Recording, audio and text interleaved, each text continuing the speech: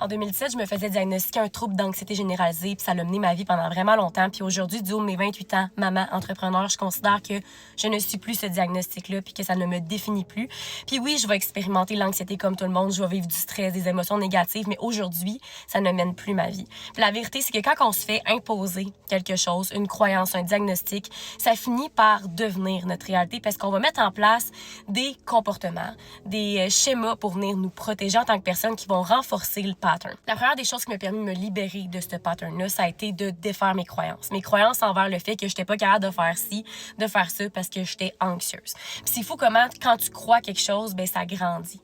Parce que plus que tu nourris une croyance, que tu nourris quelque chose, ça va faire en sorte que tu vas mettre en place plein de comportements qui vont amener toujours les mêmes résultats puis te prouver encore et encore que tu es faite comme ça puis que tu n'arriveras jamais à changer. Deuxième des choses, ça a été d'incarner dès maintenant la femme que j'avais envie d'être. Puis c'était une femme qui était libre, qui avait confiance en elle, qui était en santé, qui était dans la meilleure shape de sa vie. Puis il a fallu que j'aille décortiquer c'est qui cette femme-là, c'est quoi qu'elle fait, comment qu'elle se sent, comment qu'elle agit, qu'est-ce qu'elle mange, puis de le mettre en place dès maintenant pour le devenir sincèrement. Troisième des choses, j'ai mis en place des techniques de gestion du stress comme la cohérence cardiaque, le journaling, la gratitude, de vraiment travailler au niveau de mes affirmations. Fait que quand la bébête partait, ben je commençais à me faire les plus beaux scénarios possibles à la place. La technique du stop, je me suis remis en forme, puis j'ai commencé à bien manger aussi, puis c'est devenu mon travail. J'étais allée me former, je suis tombée en amour avec le processus, puis ça a changé ma vie. Et tout ça pour dire que tu peux être qui tu veux.